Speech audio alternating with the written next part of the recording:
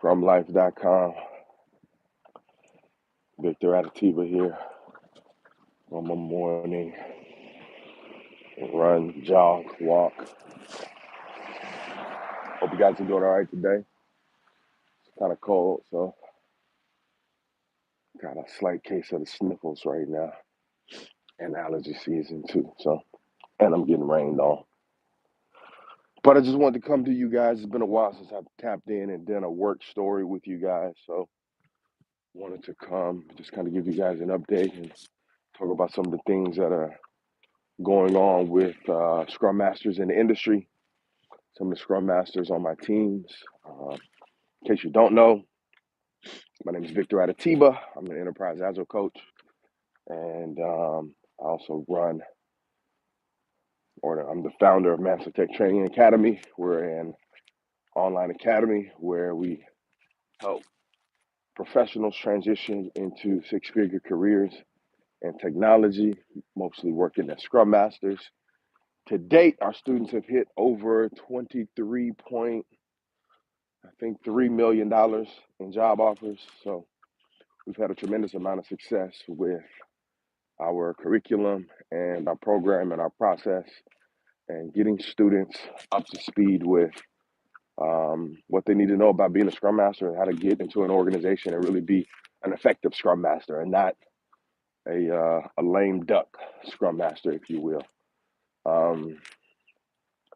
So I work as an Agile coach, and I had a few one-on-ones yesterday with some of my Scrum Masters just to discuss kind of what their struggles are. I try to have one-on-ones with my Scrum Masters at least once a sprint, so every couple of weeks, generally speaking. And so I had an interesting issue one of my Scrum Masters was having yesterday. This is actually an issue that is actually the inverse of what usually happens. And so, although it's kind of funny that this was a circumstance, still frustrating for the Scrum Master nonetheless. So this particular team had a new product owner, and this product owner kind of came in with their mindset on doing things the way they wanted to do. And so my Scrum Master tells me that this product owner is having 5 1-hour refinement meetings a week. 5 1-hour refinement meetings a week. Now, that's a lot. That is 10 hours of refinement a week. And most Scrum Masters or most Scrum teams, I would say, probably do on average between maybe 2 to 3 hours, sometimes 4 hours, a sprint in refinement. So this Scrum Master, this product owner is coming in, really ratcheting things up. And the concern of the Scrum Master was that excessive product backlog refinement is potentially going to lead to the team not having enough time to dedicate to actual development work. And so she was concerned that the team may also be growing kind of frustrated with so many hours spent on refinement. Depending on the team and depending on the organization, refinement isn't usually the funnest thing for a lot of engineers or developers to do. They would rather be about doing the actual development work, right? The actual coding, um, you know, the actual technical work that comes along with this. And so essentially refinement, if you're not familiar, refinement is going through the requirements or the product backlog that the product owner has written out features or new functionality that they want to release, or sometimes update, or bugs that they want to resolve. And so refinement is just kind of going through and the team asking questions and the product owner providing uh, some additional detail about what exactly it is they're asking for, so that when it does come time to do the development work, the team knows exactly what they're supposed to do, and they can minimize the number of questions, confusion, and delay in that development process. So it's like the difference between refinement and actually development is like planning for the vacation versus going on the vacation, right? It's a lot less fun, and I guess it depends on what type of personality you have and where you get your kicks from. But most people don't have as much time in the planning process of a vacation. So that's like picking a hotel, picking, maybe excursions that you're going to do, picking the restaurants you're going to go to, um, selecting your flight information, right? All of these things that have to be done ahead of time. Hell, paying for the trip, right? Planning who's going, itinerary, right? All of these pre-planning things that you have to do before you go on the trip versus actually being on the trip and having the fun, right? That's why you're doing all of that, right? The fun. That's why engineers chose to be engineers or developers or the development team, because they get joy out of doing the development work, right? The hands-on piece. And so sometimes there can be a struggle, uh, even with product owners, because they're the ones that have to kind of lay out those plans and then go over them and help the development team understand what those plans are, right? So back to this specific team. 5 hours a week, 10 hours in refinement. And so, for the most part, I listen to her uh, vent about kind of the frustration that comes along with this. Um, and through some additional probing and some questions that I asked her, she did admit that the team did struggle with having a healthy backlog, right? And so Scrum tells us that a healthy product backlog looks like at least 2 weeks worth of, or two sprints worth of refined backlog, right? So that means that the team should have at least two sprints worth of work that's already refined in their product backlog that they can look to and pull from and work on at any given time. And so if a team falls below that, then they're kind of below this suggested threshold of how much work a team should have. It's good to have um, 2 weeks refined, just because it gives the team an opportunity to see the roadmap of where they're going, right? If you're going on a trip, if you're driving down the road, um, they tell you to keep at least a few car lengths in between you and the car in front of you, right? If you're on the freeway, I think, I don't know, something like 2 or 3 car lengths that you should keep at a minimum between you and the car in front of you. And that's because you need to have that visibility. You need to have that runway in case you got to hit your brakes, or in case something unforeseen runs into the road, potentially in front of that car or in front of your car. Um, this runway will help you be a safer driver, right? And so the same thing in Scrum for development teams. A visible runway of work will help the team plan better and do better in their current sprint and know the direction that they're headed in.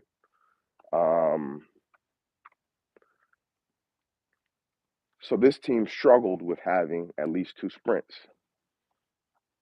You also don't want to get too far ahead and have, say, 10 sprints or 20 sprints or 30 sprints of work planned, because, again, remember, this is an agile framework, Scrum is.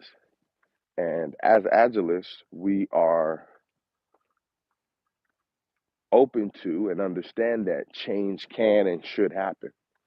And so we'd hate to spend 10, 20, 30, 40 hours in a refining stories only to look up in 2, 3, 4 sprints and something has changed on the team or with our stakeholder needs, or something has changed in the industry that makes the features that we refined no longer valuable or no longer necessary.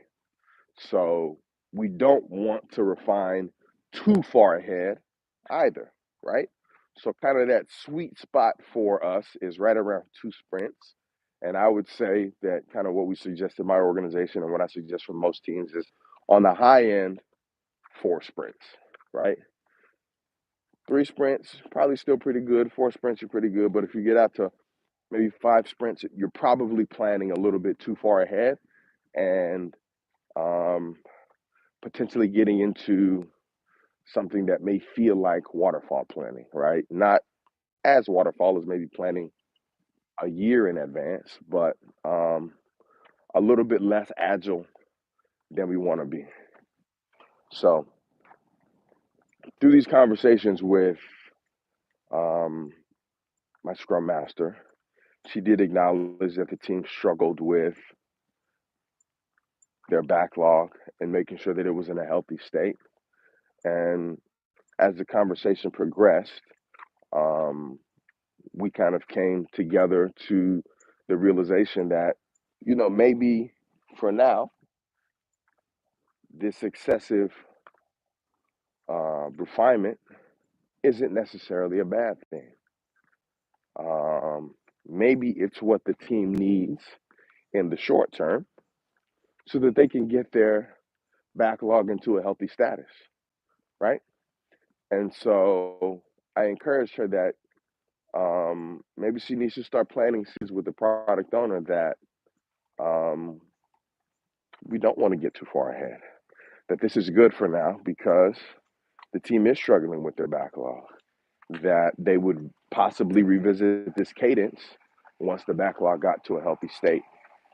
And so she agreed that she would kind of start having those conversations and kind of um, maybe setting expectations for what a regular cadence for product backlog refinement looks like, and that we would revisit it. But all in all, it's not a terrible thing, right? In Scrum, we're open to inspecting and adapting. In Scrum, we're open to trying experiments in the way that we work to see if we can identify more effective ways of working. And so this is a potential experiment, if you want to look at it that way. And this could potentially help the team get on a better, more consistent track with their refinements and help the backlog get into a healthier state so that the team can deliver more value more efficiently. And so I encourage all of you who are Scrum Masters or who are aspiring Scrum Masters to um, take a look at your team's backlog, right? If you've got a team, how many sprints worth of refined backlog does your team have?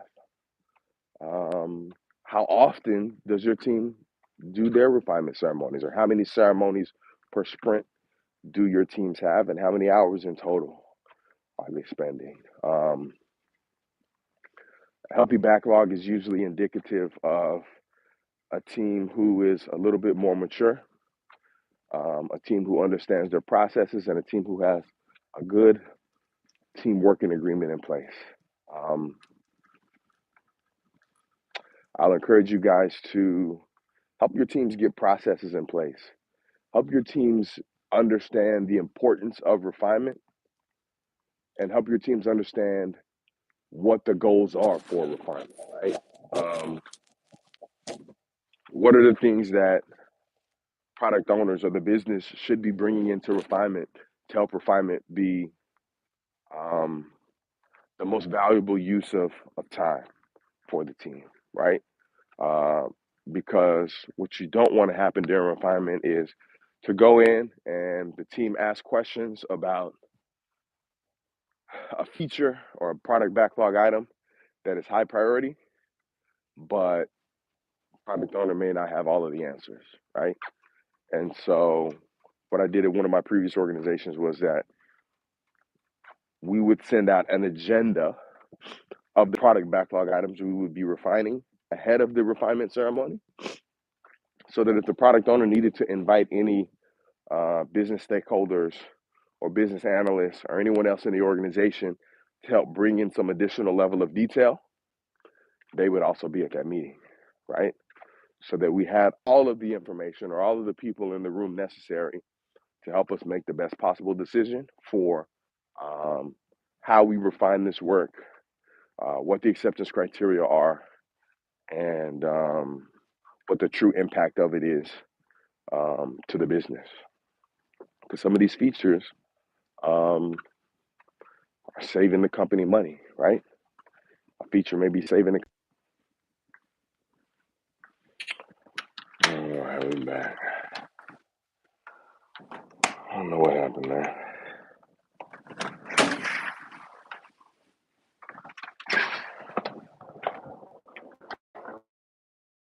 Walk back into a dead spot, but bugs that teams are working on that are living in a product backlog are important, and it's important to them.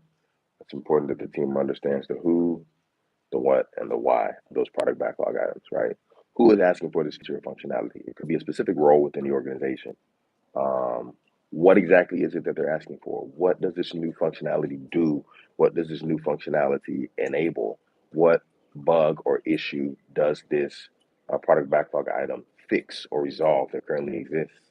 And then the why. Why is this important? Why is this valuable? Why do teams why do the teams need to work on this right now? Why is this the highest priority product backlog item? And a lot of times we like to relate that value in a dollar amount or a time savings, right? So that's why I was saying some product backlog items can be costing the organization $1 million a week or a month or a day or a year, depending on the size of the organization. Some product backlog items, if they are to be implemented and released, could save the organization money, $1 million a day, a week, or a year. And then some of them save um, role within the organization. So if we say you've got, maybe a banking organization that you're working for, um, and tellers or customer service representatives have to do a manual process every time someone calls in and maybe bank balance or wants to make a large withdrawal or some type of transfer. Maybe there's a manual process these bank representatives have to do, and this process takes them 3 to 5 minutes to do it every time. If the organization knows that they're getting maybe 1,000 of these requests, we'll say a month, and it's taking 4 minutes to do each of these processes, that process is costing the organization 4,000 man hours every month to run this manual process. And if you say, oh, we pay our tellers an average of, we'll say, $20 an hour. I don't know how much bank tellers make, but we'll just throw a number out there, $20 an hour.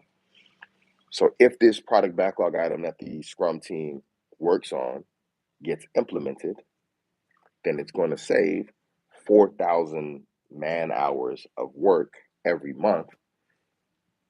And if you know the average salary that you pay those tellers, say $20 an hour, times 4,000 hours, that comes out to what, $8,000 a month. So this feature, and I hope my math is right, I'm not a mathematician, I'm an agilist. Um, but this feature is saving the organization one, man hours, but also $8,000 a month in potential salary that they would have to pay those bank associates to do this manual process. And if you extrapolate that over the year, 8,000 a month times 12 months, that comes out to, what's that, 80,000 plus 16, that's 100, that's $96,000, right? almost $100,000 that this one feature could save this organization, not to mention the man hours that those tellers could be using to do other things, right? That would better serve the organization. So now you can move those hours that they're spending on this process that's now automated over to something else, right? And so that's how product owners and Scrum teams should be looking at the work that they do, right? Understanding the value of it, right? So now if you've got that data extrapolated with the value, the why this is a valuable feature or a valuable product backlog item, you can measure it or stack it up against other items that are in the product backlog and say, well, actually, this is a higher value to then understand what the value of each of these product backlog items are so that they can maximize the value of the work the Scrum team is doing every sprint. All right, so I'm not going to bore you guys to death with too much. It won't be great. ScrumLife.com